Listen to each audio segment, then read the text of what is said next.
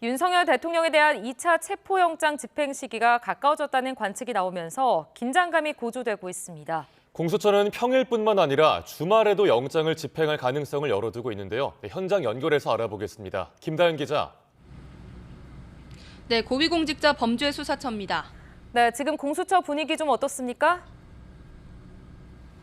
네, 오늘은 공수처가 지난 7일 윤 대통령에 대한 체포영장을 다시 발부받고 처음 맞는 주말인데요. 오늘도 오동훈 공수처장과 검사, 수사관 등은 출근 예정이지만 체포영장 집행과 관련해서는 아직 가시적인 움직임이 없습니다. 공수처는 경찰과 협의를 이어가며 구체적인 집행 계획을 수립하고 있는 것으로 알려졌습니다. 네, 윤 대통령 체포영장의 유효기간이 공식적으로 확인되진 않았습니다만 2주가량인 걸로 전해지고 있는데요. 주말인 오늘도 집행 가능성 있습니까?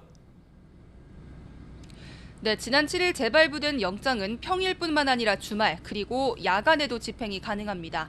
그런 만큼 주말인 오늘도 물론 영장 집행 가능성 열려 있습니다. 다만 주말의 경우 관저 인근 집회 인원이 평일보다 훌쩍 늘어난다는 점이 고려사항으로 꼽힙니다.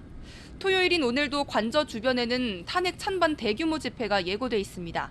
공수처나 경찰로서는 탄핵과 수사를 반대하는 윤 대통령 지지자들과의 마찰은 물론 탄핵 찬성 측과 반대 측의 우발적인 충돌 가능성까지 동시에 살펴야 합니다.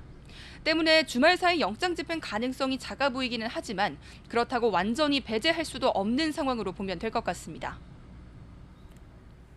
네, 박종준 전 경호처장의 사직서가 수리가 된 상황인데 공수처의 체포영장 집행에 영향이 있을까요? 네, 사실 공수처는 박종준 전 경호처장이 물러난 것이 체포영장 집행 계획에 영향을 줄 것이 없다는 입장입니다.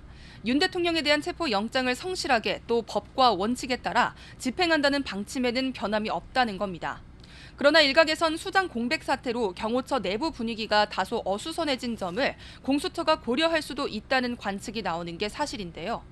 반대로 이른바 강경파인 김성훈 차장을 중심으로 경호처가 더 결집할 거란 관측도 있는데 이럴 경우에는 재집행 때도 강한 충돌을 피하기 어려울 전망입니다.